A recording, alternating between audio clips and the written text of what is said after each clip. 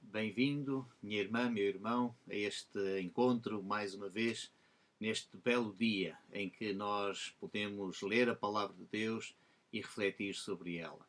Esta é mais uma lição da nossa escola dominical, que, devido à nossa impossibilidade de estarmos reunidos, estamos a transmitir para aqueles que querem continuar a seguir a revista e, ao mesmo tempo, estudar estes últimos capítulos do livro de Deuteronômio. Como já repararam, nós neste tempo temos esta última lição, lição número 12, cujo tema é exatamente escolhido. E ela encontra-se em Deuteronômio, no capítulo 30. Vamos ler os versículos 1 até ao versículo 10 e depois os versículos 19 até ao versículo 20. O tema que o autor da revista procura apresentar, escolhido, talvez seja um bocado difícil de entender exatamente em todo o contexto o que ela quer dizer, este título, e também o próprio tema que o autor escreveu na revista e que diz exatamente este, ou a tese que ele quer apresentar nesta lição. Só encontramos a vida verdadeira quando vivemos segundo os propósitos de Deus. Este é o objetivo do escritor, ou a tese dele, mas que eu, olhando para o título e olhando para a tese, iria alterar aqui alguma coisa. E aquilo que eu iria alterar era, em vez de escolhido, eu preferia ter a palavra escolha. Porque é de escolha que se trata este texto. E por isso mesmo, a tese também deveria ser esta. Só encontramos a vida verdadeira quando escolhemos viver segundo os propósitos de Deus. E, portanto, é neste objetivo e com esta ideia, com este pensamento, que nós vamos desenvolver então a nossa lição hoje, olhando para estes textos. Se nós lembrarmos mais uma vez aquilo que acontece em termos do livro de Deuteronômio, e eu gostaria que pudessem lembrar aquilo que eu tenho estado a dizer ao longo deste tempo. O livro de Deuteronômio nós poderemos dividi-lo para já nestas três partes, embora possamos realmente referir depois a última na próxima lição, mas estas três partes, sem dúvida nenhuma, falam dos discursos de Moisés.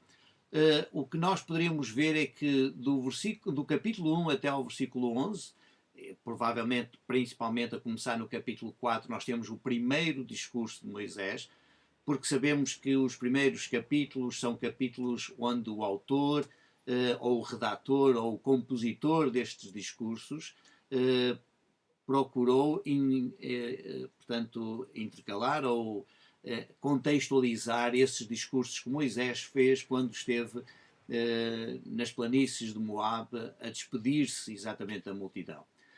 Os capítulos 12 a 26 formam aquilo que os estudiosos dizem que é o âmago do livro. Provavelmente até terá sido este texto de 12 a 26 que Josias encontrou lá no templo quando fizeram a limpeza e tiraram todo o lixo e encontraram realmente o rolo do livro da lei.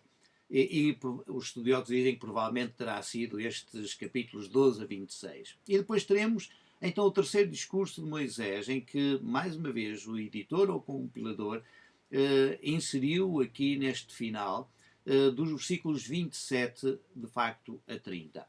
E é perante esta situação que, de facto, nós vamos procurar entender o que é que estes capítulos, no fundo, nos dizem. Se repararem, os versículos 27 a 30 são uma secção devidamente trabalhada e apresentada para ser este discurso de Moisés, lá nas planícies de Moab, mas que, de facto, nós temos aqui uma situação muito interessante. É que nós notamos que o discurso está escrito de forma a juntar as palavras que Moisés terá proferido naquela altura, com palavras também que são adaptadas e contextualizadas para gerações posteriores. Portanto, e como nós já dissemos, provavelmente este livro terá sido escrito na altura, ou pelo menos a sua composição, na altura do próprio exílio em que o povo se encontrava. E, aliás, nós vamos verificar que neste texto nós encontramos muitas referências, sem dúvida nenhuma, ao exílio. Olhando para o capítulo 27, e talvez pegando nas vossas Bíblias possam verificar isso, mas no capítulo 27, logo no início, nós encontramos tanto no versículo 2 e 3, como também depois nos versículos 5 e em diante, realmente algo muito interessante. É que por 2 vezes se manda erigir pedras onde se escreveriam as palavras desta lei. Portanto, é isso que nós encontramos. No versículo 2 diz: no dia em que passares o Jordão, levantarás umas pedras grandes e as caiarás. E depois o versículo 3 que diz: e escreverás nelas todas as palavras desta lei.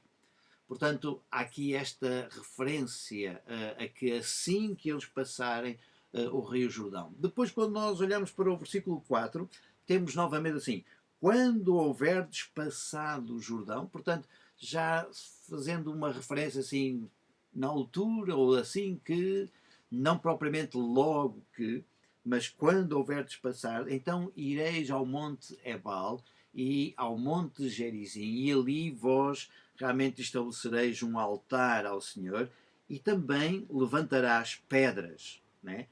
E depois diz no versículo 8: naquelas pedras escreverás todas as palavras desta lei, gravando-as nitidamente. É interessante, realmente, que há umas pedras que são levantadas logo à entrada, assim que passam o Rio Jordão, e há outras pedras que são levantadas. Provavelmente o contexto ou a ideia é a mesma, em que o autor quer demonstrar que em várias épocas, em vários estágios da história de Israel, seria necessário levantar constantemente estas pedras para a memorização. E as pedras, sem dúvida nenhuma, são um elemento muito importante, porque as pedras significam durabilidade e, ao mesmo tempo, algo gravado nas pedras, e nós sabemos muito bem que gravuras nas rochas, nas pedras, nas cavernas, são coisas que perduram por longas gerações e até centenas e centenas e até mais de 1000 anos, né? De facto, a importância que o autor dá à questão da gravação em pedras. Né? É interessante, então, este aspecto. E depois, no capítulo 27, nós temos uma série de maldições que seriam proferidas a partir do Monte Ebal, todas elas começadas de uma forma geral com a palavra maldito, e é interessante porque parece que se esqueceram das bênçãos, começaram logo com a questão das maldições, e ao fim de cada maldição proferida, o povo deveria dizer Amém. Ora, quando nós chegamos ao capítulo 28, nós temos então as bênçãos que deveriam ser proferidas do Monte Gerizim. E estas bênçãos então são começadas acima de tudo pela palavra bendito, e é interessante nós repararmos isso, embora outras também se refiram àquilo que o Senhor fará isto, o Senhor levantará, o Senhor construirá. Portanto, há toda uma série de palavras que vão desde o versículo 1 até ao versículo 14 sobre aquilo que Deus faria. Mas certamente, e nós encontramos isso de uma forma muito clara quando olhamos para os versículos 15 até ao versículo 68, nós verificamos que estamos perante uma série de maldições e de consequências quando houver a desobediência à voz de Yahvé. E o que é interessante é que quando nós chegamos ao final do capítulo 28, nós verificamos que aqui os versículos são claramente uma indicação da experiência que o povo teve no exílio da Babilónia. Portanto, basta nós lermos este texto e nós logo compreenderemos exatamente isso, em que há toda uma descrição sobre a destruição da terra e a terra que está, sem dúvida nenhuma, em mau estado. Não é? O capítulo 29 em si também é interessante, porque ele surge como se de novo se fizesse um pacto com o povo. Moisés recorda aquilo que aconteceu desde o Egito, o que passaram pelo deserto, e agora que se encontravam às portas da terra prometida, qual é a reação das pessoas? Muitas vezes nós lemos esta palavra hoje neste capítulo e, sem dúvida, esta é uma palavra que se destaca. E eu poderia dizer que é, ao mesmo tempo, um artifício literário, em que o narrador procura criar o ambiente de várias épocas, em que os leitores também se sintam incluídos neste hoje. Portanto, e a palavra hoje aparece repetidamente aqui. Reparemos, por exemplo, a partir do versículo 12 a 15, em como esta palavra é enfática, para entrardes no pacto do Senhor vosso Deus, no seu juramento, que o Senhor vosso Deus hoje faz convosco. Versículo 13, para que hoje vos estabeleça para seu povo. E depois, quando chegamos ao versículo 14, diz, ora, não é somente convosco que faço este pacto e este juramento, mas é com aquele que hoje está aqui, conosco, perante o Senhor nosso Deus, e também com aquele que hoje não está aqui. Portanto, é interessante, de facto, estas expressões que nós encontramos neste capítulo 29, que nos leva a ter esta consciência. Há, depois, no capítulo 29, toda uma descrição da terra completamente abandonada, por causa do desvio do coração do povo em relação ao Senhor, para ir e servir a outros deuses e a outras nações. E não há dúvida que esta palavra é a palavra profética para aquele povo que estava a sofrer o exílio e que perdeu a sua terra, uma terra que manava leite e mel, mas que agora, de acordo com aquilo que nós encontramos, inclusive aqui no capítulo 29, versículo 23, é uma terra que é de enxofre, de sal, de abrasamento, de sorte que não é semeada, não produz nada, nada cresce nela, e é semelhante inclusive a Sodoma e Gomorra. Portanto, há toda esta identificação da terra com aquilo que aconteceu por causa da destruição de Sodoma e Gomorra. Lembrando, mais uma vez, que a destruição de Sodoma e Gomorra não é propriamente pela questão da homossexualidade ou algo relacionado com sexo, mas na discussão, no diálogo que há entre Abraão e o Senhor,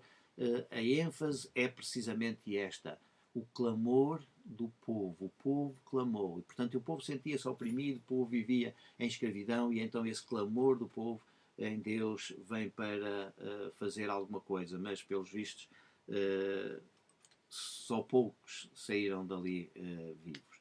Agora, faz-se aqui uma pergunta.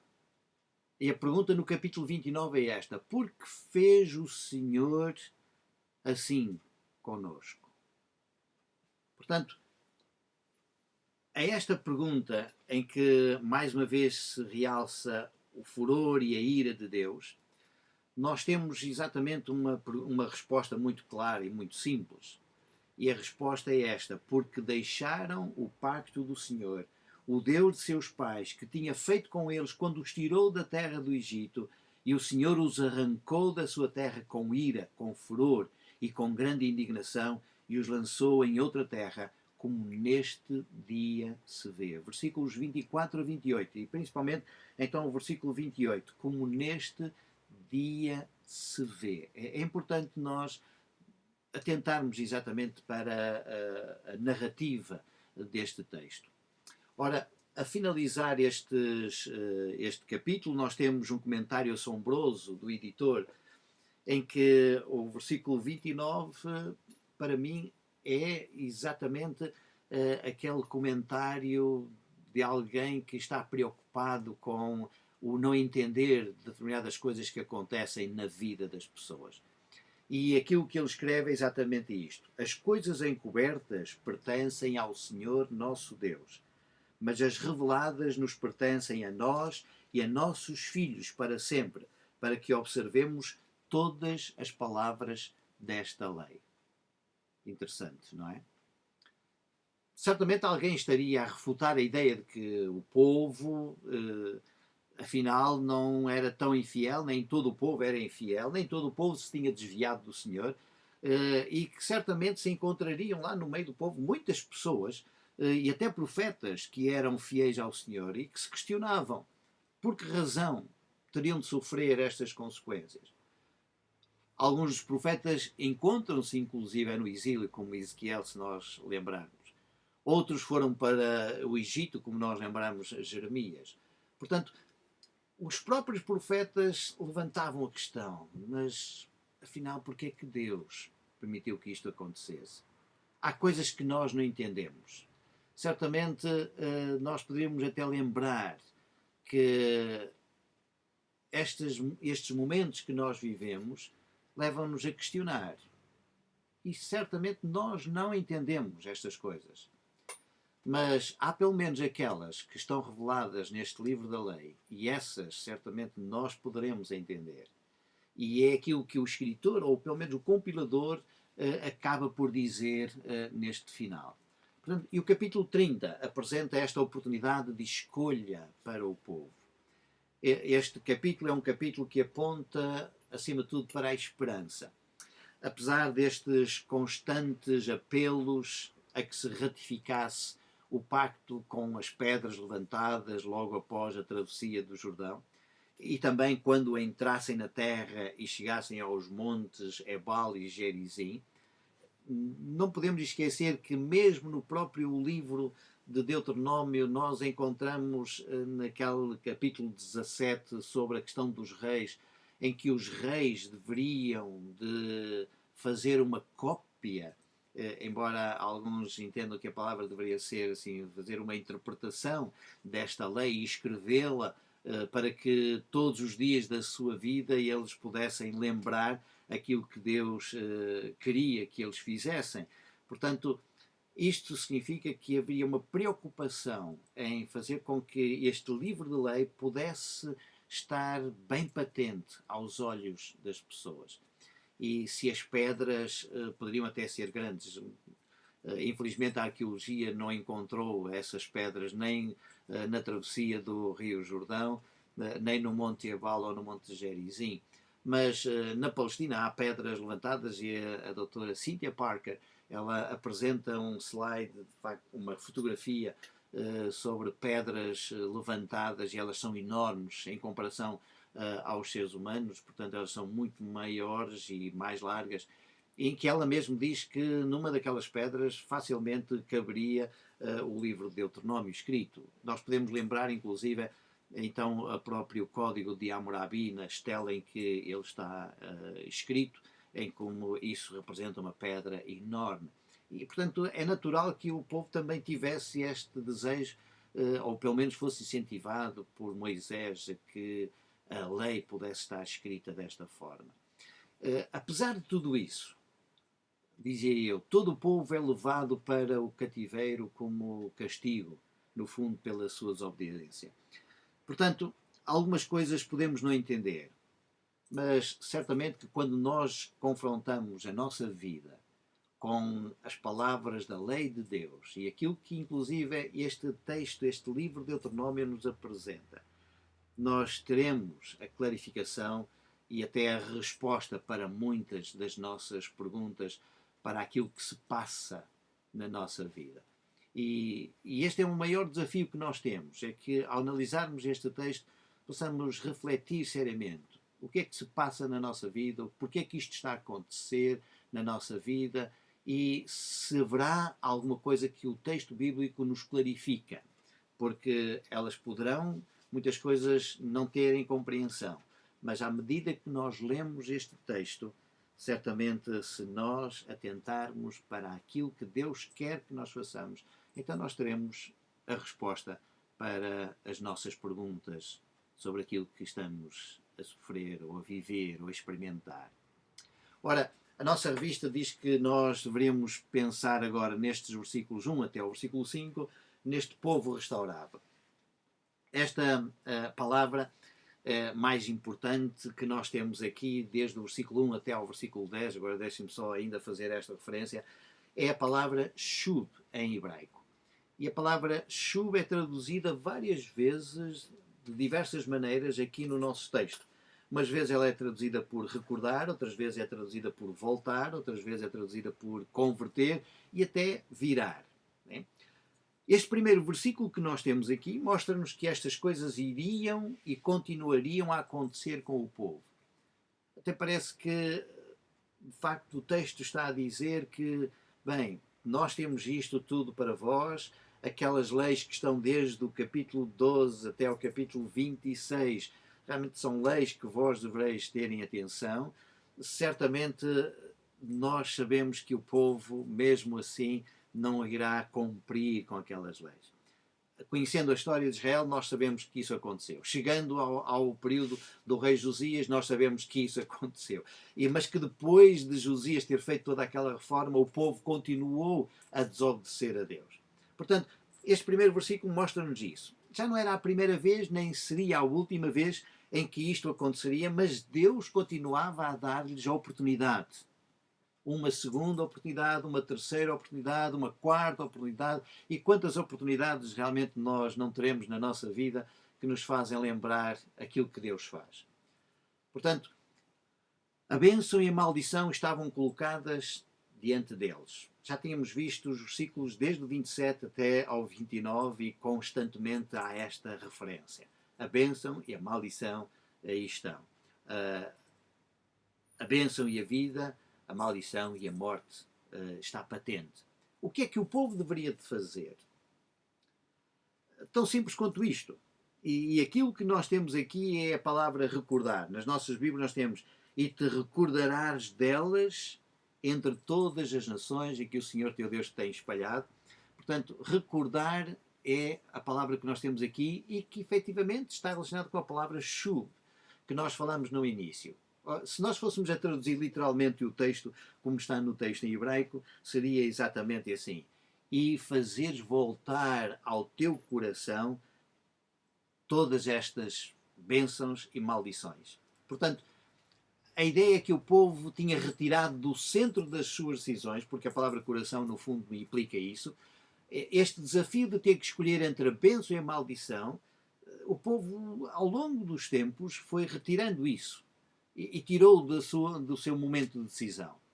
Atirado para fora agora da sua terra e espalhado por entre as nações, convinha que as pessoas voltassem a ponderar seriamente entre escolher uma coisa ou outra. O que o texto diz é que a responsabilidade está exatamente do lado do povo. Por assim, nós podemos dizer é que a batata quente está nas mãos do povo, ou a bola está do lado do povo. E isto era algo que o povo deveria fazer. Agora, o que é que nós encontramos? Em segundo lugar, o povo deveria fazer, aquilo que o povo deveria fazer era voltar-se, de facto, para o Senhor. Reparem no versículo 2, a palavra que nós temos aqui é converter, que mais uma vez se refere à palavra shu. Agora, o que isto me faz pensar é que não há possibilidade de conversão se não houver uma consciencialização de que é preciso voltar a ter a oportunidade de escolha. É importante. Nós temos a opção de escolha, mas é preciso entender que a melhor escolha é voltarmos para o nosso Deus. Portanto, é isto que Deus espera, que te convertas ao Senhor teu Deus. Agora, um segundo aspecto é que obedeças. E esta terceira ação para o povo, literalmente significa, e a palavra que nós temos aqui é a palavra shema, que é a palavra, o verbo ouvir, e portanto o ouvir está intimamente relacionado com a obediência. Porque obedece quem não ouve não obedece. Às vezes nós podemos pura e simplesmente ter um exercício de que estamos a ouvir, mas não estamos a ouvir. Estamos a associar apenas alguns sons que passam pelos nossos ouvidos. Portanto, é importante nós verificarmos que o texto aqui de o ouvir está relacionado com aquilo que Deus ordena. Daí que a palavra ouvir possa ser traduzida por obedecer. Um estudioso das Escrituras geralmente dizia que o modo principal de comunicação de Yahvé com o seu povo é através da ordem. E a maneira crucial de o povo se comprometer com Yahvé é pela obediência. Esta é uma frase que eu tirei realmente de Walter Brueggemann, um grande estudioso também do Antigo Testamento, e que ele encontra sem dúvida, neste aspecto, esta relação. A comunicação que Deus faz é dar ordens. E Deus tem todo o direito de dar ordens. Porque, no fundo, foi Ele que criou a humanidade, foi Ele que criou tudo isto. Portanto, Ele tem todo o direito de dar ordens. Agora, compete ao povo comprometer-se com Yahvé. Mas este comprometimento tem que ser um comprometimento de obediência. E o nosso grau, e aqui eu gostaria de realçar exatamente isto, o nosso grau de obediência é proporcional ao grau de confiança que nós temos nas ordens dadas. Claro que nós poderíamos pensar, mas como assim? Reparem como é importante de facto isso. Nós obedecemos a determinadas ordens que nos dão se nós confiarmos que aquelas ordens efetivamente são para o nosso bem-estar. Vejam o que é que se passa presentemente com a nossa situação em Portugal. Portanto, ordens que foram dadas. Há algumas pessoas que não confiaram verdadeiramente nessas ordens e que por isso mesmo não as acataram. Mas depois tiveram que ser coagidos a acatar essas ordens. Com Deus, nós teremos também a fazer a mesma coisa. É evidente que nós, como seres humanos, temos sempre a preocupação que acatar ordens não é algo que nós gostemos de fazer. Isso leva-nos a pensar que nós vivemos escravizados, submissos, mas reparem mais uma vez, o nosso grau de obediência é proporcional ao grau de confiança que nós temos nas ordens dadas. Até que ponto nós confiamos verdadeiramente nas ordens que Deus nos dá? Será que elas nos farão bem? Serão elas para o nosso bem-estar? Mas aqui nós encontramos realmente toda esta referência que não só para a pessoa em si, mas também para as descendências seguintes. Tu e os teus filhos é a expressão que nós encontramos aqui e, portanto, há uma preocupação com as gerações seguintes. Notem que aquilo que nós fazemos em acatar determinadas ordens ajudarão ou não os nossos filhos a confiarem também que as ordens que nos foram dadas são importantes para a nossa preservação e até para o nosso bem-estar. Se nós não fizermos isto, é evidente que os nossos filhos também não vão acatar essas ordens. Agora, pensem em aplicar isto exatamente à questão de Deus, à questão da lei de Deus, à questão da leitura, inclusive, dos textos sagrados. Se nós não lhes damos o devido valor, então é porque nós achamos que aquelas ordens que ali estão não são importantes para nós. Logo, também os nossos filhos não vão achar isso importante. Deus volta a dar então esta oportunidade ao seu povo, mas agora ele espera que haja uma atitude da parte do povo. E a condição em que o povo se encontra é desastrosa, mas só o arrependimento mexe verdadeiramente com Deus. É interessante, Deus não fica indiferente. Pelo contrário, se houver recordação, se houver conversão, se houver obediência, Yahvé é movido intensamente à ação.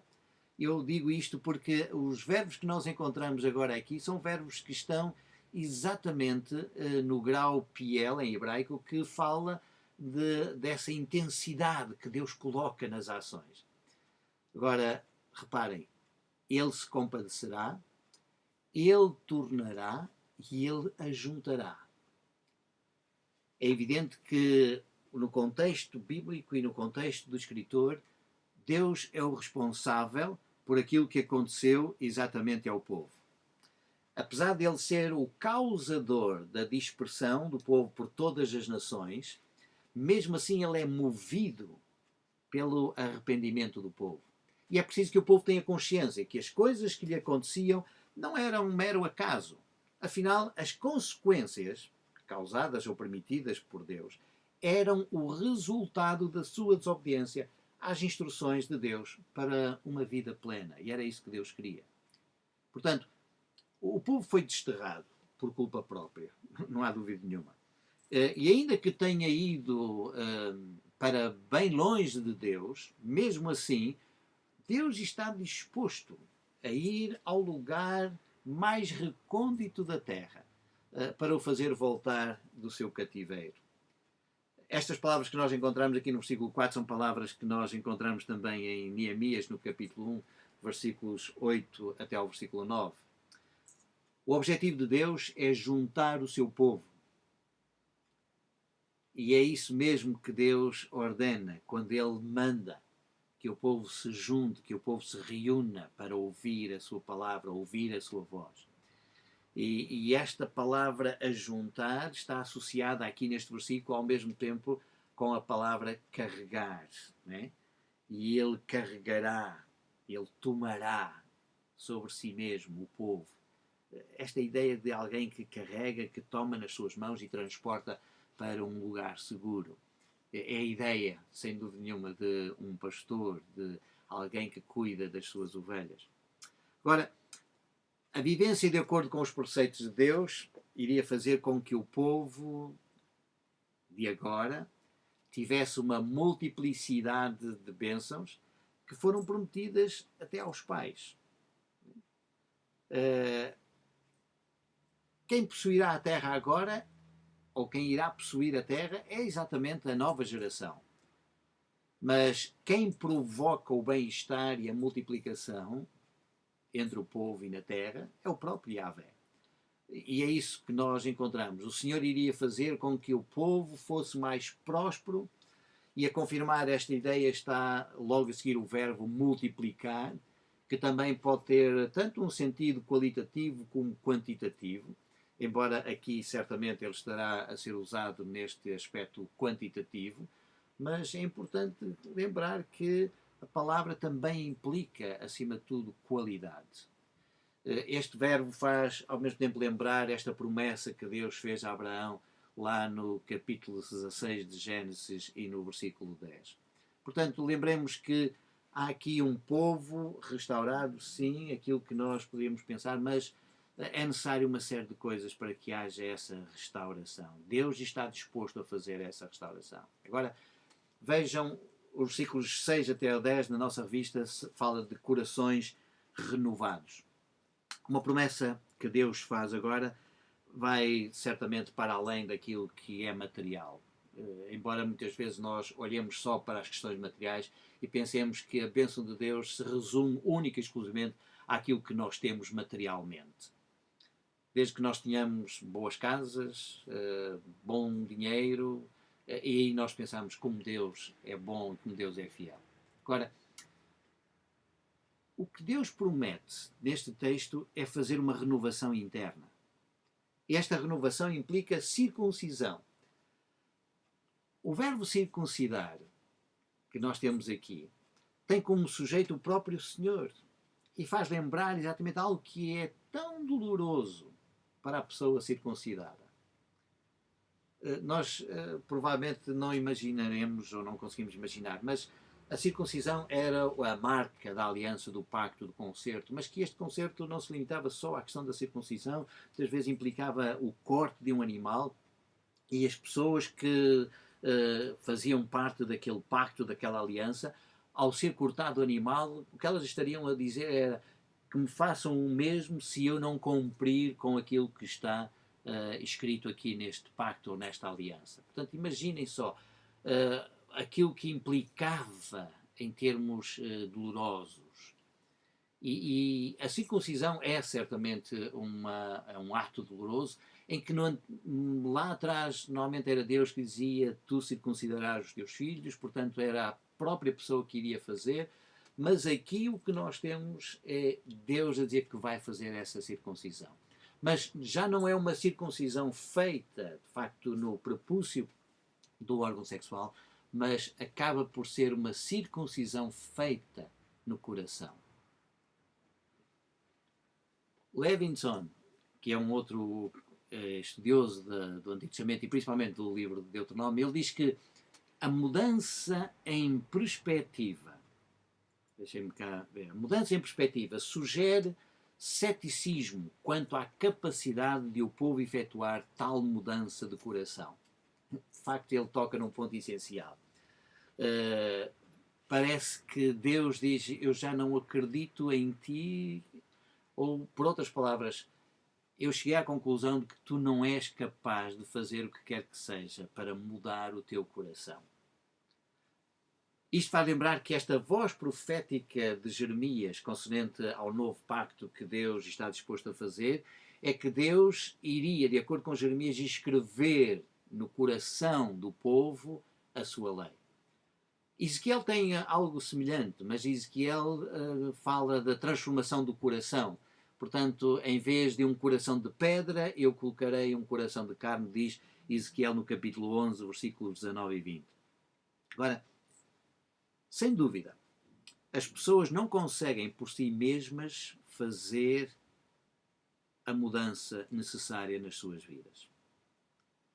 Só Deus consegue, só Deus tem poder para fazer essa transformação total e verdadeira. E por isso mesmo nós, ao olharmos para este texto, verificamos que Deus não só faz esta transformação na pessoa, como também na descendência seguinte. Deus vai ter de fazer o mesmo. Há aqui uma ideia muito clara que não só se consegue, por nós próprios não conseguimos fazer esta mudança que nós precisamos que seja feita, mas só Deus a pode fazer, e que esta mudança é Deus que a vai fazer e vai continuar a fazer, porque já não haverá filhos nascidos de pais cristãos que sejam também cristãos. A mudança tem que ser feita por Deus. Agora, qual é o propósito de Deus? O propósito de Deus é que o povo o ame de coração e alma. Vejam aí aquilo que nós encontramos efetivamente no versículo 6. No entanto, o que está em causa é a vida da própria pessoa, do próprio povo em si. É interessante porque há esta referência para que ames ao Senhor teu Deus de todo o teu coração e de toda a tua alma para que vivas. Na realidade, no texto hebraico, nós não temos aqui o verbo para viver, para que se viva, mas temos aqui exatamente uma expressão, um advérbio que aponta, acima de tudo, para a causa em si. Sim, o que nós deveríamos traduzir esta última frase, em vez de para que vivas, nós devíamos traduzir assim, por causa da tua vida. Porque o que nós temos é efetivamente o substantivo aqui, vida. Vida, logo ligado com o sufixo do pronome tua, não é? Ao longo da história está mais do que provado que o ser humano nunca conseguiu fazer qualquer diferença na sua vida. O ser humano não consegue, pelos seus próprios meios, fazer esta mudança. A sua transformação só será possível se ele deixar que Deus circuncide o seu coração, isto é, circuncide o centro das suas decisões, porque o coração é o centro das nossas decisões. Poderá haver muito progresso tecnológico, poderá haver muito desenvolvimento até psicológico, e as pessoas até dizem que conseguem compreender melhor o outro. Poderá até haver um desenvolvimento no pensamento filosófico, com mais raciocínio e com mais lógica das coisas. Mas nada disto conseguirá transformar o íntimo do ser humano que se rebelou contra Deus. Isto é, depois do ser humano se ter rebelado contra Deus, se ter revoltado contra Deus, ter colocado Deus de parte, o ser humano meteu-se num lamaçal, o ser humano meteu-se exatamente numa série de areias movediças e que, pelos seus próprios meios, ele não consegue sair. Agora, não deixa de haver responsabilização para o ser humano também. O versículo 8 mostra-nos exatamente isso. Tu te tornarás. E este tu é um enfático. É um pronome enfático. Ele aparece aqui exatamente no texto hebraico, coisa que às vezes não precisa de aparecer porque o próprio verbo mostra, como em português, a que pessoa é que se refere. Mas quando ele aparece é para dar esta ênfase. E três coisas, de facto, são impreteríveis ao ser humano. Essas três coisas estão aqui. Voltar-se para Deus, ouvir a voz de Yahvé. Reparem que, mais uma vez, a palavra ouvir também tem esta implicação de obedecer. E praticar todos os mandamentos. Tomem nota. Mais uma vez, o advérbio que nós temos aqui, hoje, diz no final do versículo 8, que eu hoje te ordeno. A seguir, no versículo 9, nós temos os resultados. Estes resultados seguem-se em catadupa, envolvendo a realização pessoal, o crescimento familiar e a produção, tanto animal como agrícola. Tomem nota exatamente a estas três áreas tão importantes. A realização pessoal, sim, a obra das tuas mãos vai prosperar. O próprio ambiente familiar, o ambiente familiar cresce, desenvolve-se, há uma melhor relação. Por isso é que às vezes eu não consigo entender como é que algumas pessoas, ainda nos nossos dias que nós vivemos, dizem que por causa desta pandemia vai haver mais divórcios, porque as pessoas não estão habituadas a viver o dia inteiro uma com a outra. E isto impressiona-me. Quando esta união, ou este ajuntamento, ou esta relação tão íntima, tão próxima, dia a dia, deveria ser algo que haveria de acrescentar, valorizar ainda mais a relação familiar. É isso que Deus promete. E aquelas pessoas que têm esta relação com Deus já não terão esses problemas. Elas viverão uma relação familiar cada vez mais chegada. Para além disso, também o produto do seu trabalho, aquilo que eles fazem, tanto em termos de animais, de criação de animais, como também a agricultura, tudo isto poderá ter uma outra visão se as pessoas estiverem voltadas de facto para Deus. Agora, o impressionante é que está no povo esta capacidade de fazer Deus alegrar-se. Vejam como nos diz o final do versículo 9. E o Senhor se tornará a alegrar em ti. Deus alegra-se. O que isto significa é que Deus estava triste, e muito triste, bem triste, por aquilo que as pessoas tinham feito, aquilo que o povo tinha feito. A alegria de Deus voltava na medida em que o povo também se voltava para ele. Creio que não há maior alegria para qualquer pessoa, mesmo quando nós estamos no envolvimento do nosso trabalho e saímos de casa para ir trabalhar, e não há maior alegria quando nós voltamos a casa. E é esta alegria de estarmos novamente juntos, porque algo nos separou, que faz com que ambos estejam contentes. E Deus alegra-se. É caso para nós pensarmos, quantos dos nossos atos entristecem a Deus? Quantas vezes nós procuramos, de facto, dar alegria a Deus? O que é que seria necessário para nós, o que é que seria necessário nós fazermos para alegrarmos a Deus? Já pensaram nisso? Certamente nós poderemos reportar mais uma vez ao próprio texto bíblico e dizer que ouvir a voz de Yahvé, praticar os seus mandamentos e estatutos, isto alegra efetivamente ao Senhor.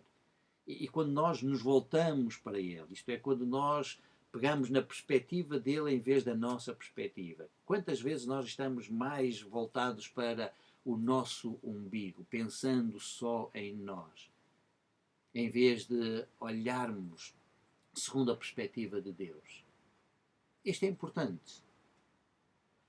O escritor termina exatamente esta secção do versículo 10 com a palavra converter. Quando te converteres ao Senhor teu Deus de todo o teu coração e de toda a tua alma. Isto significa que é preciso haver uma viragem de direção na nossa vida que envolve a nossa capacidade de decisão, onde nós fazemos as nossas escolhas, aquele local onde nós decidimos o que havemos de escolher, se isto ou se aquilo, e ao mesmo tempo tudo aquilo que nós somos, quando se usa a palavra alma, todo o nosso ser em si.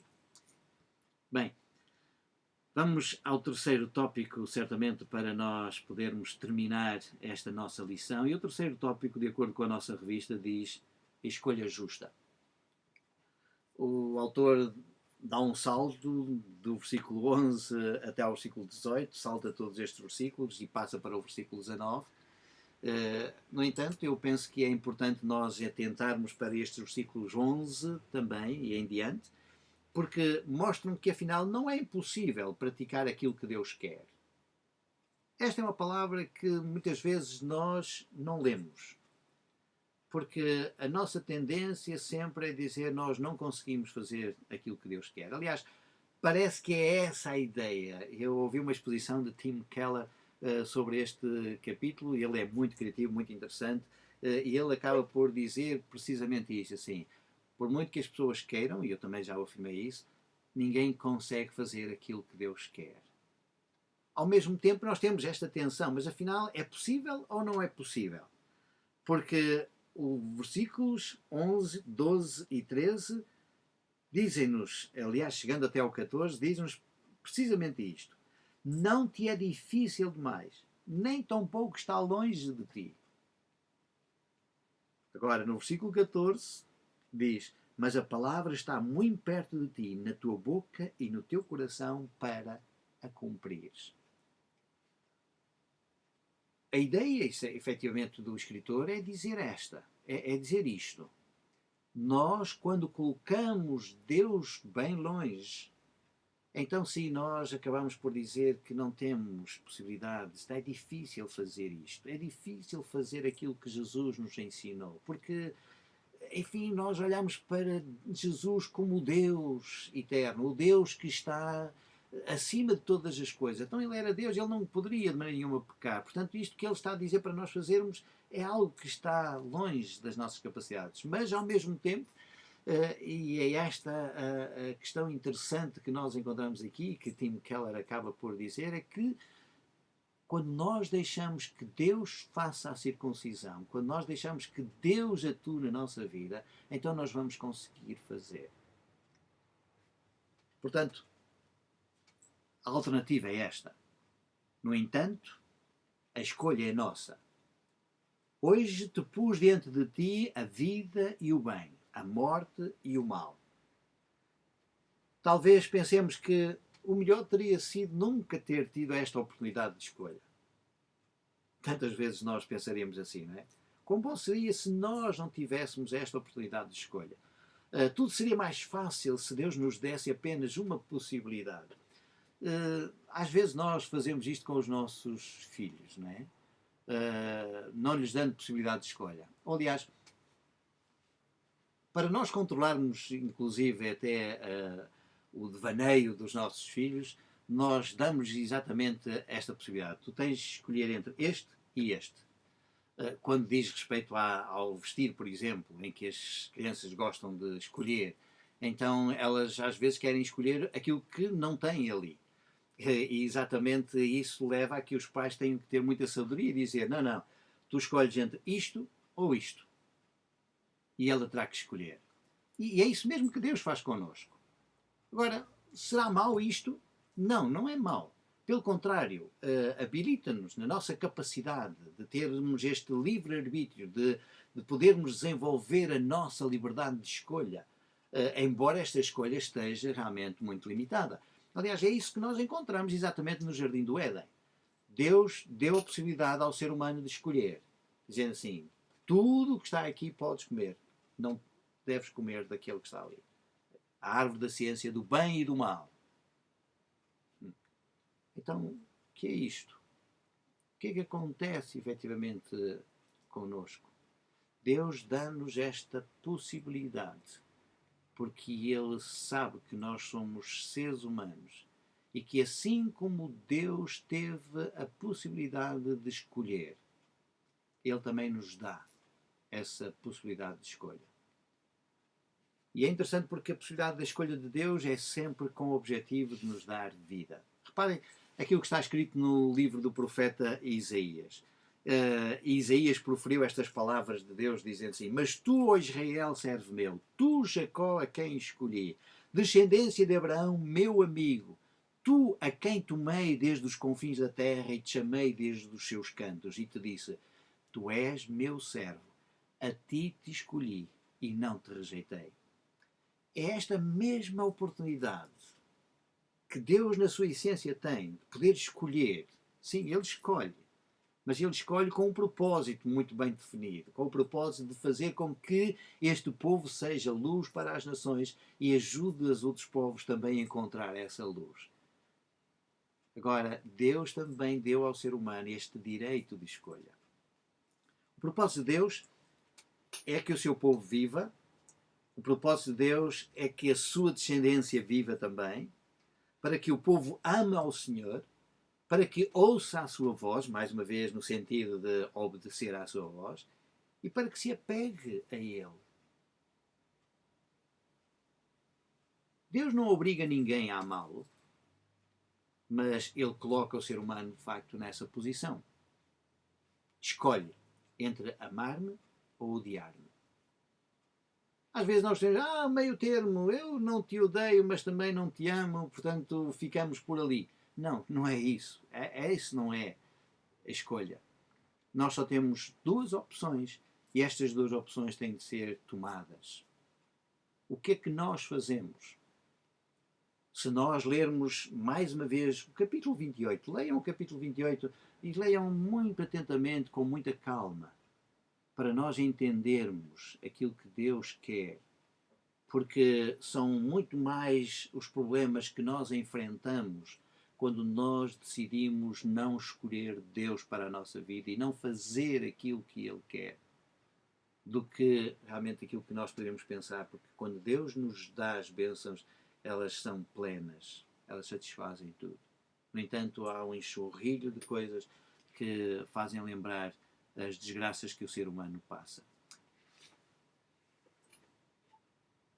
A razão para estas finalidades de Deus é que o próprio Senhor quer é que nós tenhamos vida. É a vida em si. E é o prolongamento destes seus dias. Para finalizar, Deus tem o propósito de fazer com que o seu povo habite na terra que Ele prometera desde os antepassados. Desde a origem da criação. A terra é promessa de Deus ao ser humano. E porquê é que eu estou a dizer isto? Porque é importante notar que a palavra terra, que nós temos agora aqui no final do versículo 20, esta palavra terra, para que habites na terra que o Senhor prometeu com o juramento a teus pais, é a palavra Adamá. E esta palavra não é a palavra Eretz, como se falando da terra prometida ao povo de Israel, mas é a palavra Adamá que implica exatamente toda a terra em si. É a mesma palavra que é usada em Gênesis capítulo 12, versículo 3, onde se lê que todas as famílias da terra, Adamá, serão abençoadas. E por isso mesmo a terra tem aqui a conotação de toda a terra habitada.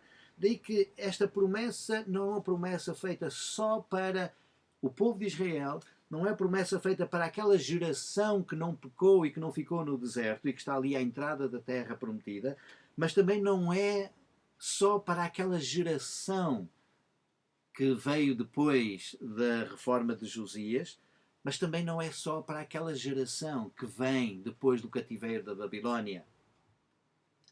É para aquela geração que agora confia em Jesus Cristo e vive debaixo da graça de Jesus Cristo, dos mandamentos de Jesus Cristo, das ordens que Jesus Cristo dá. Portanto, a promessa não se circunscreve apenas a um pedaço de terra, mas a toda esta terra da qual nós próprios somos feitos. Nós viemos da Adamá. E é isso que Deus quer. Portanto, que Deus vos abençoe e que Deus continue a criar em vós o desejo de estudar este texto bíblico e aprofundar a vontade de Deus para a nossa vida, porque escolha é do que se trata neste texto. E nós precisamos de fazer a nossa escolha. Faça a sua escolha. E até uma próxima oportunidade. Que Deus vos abençoe.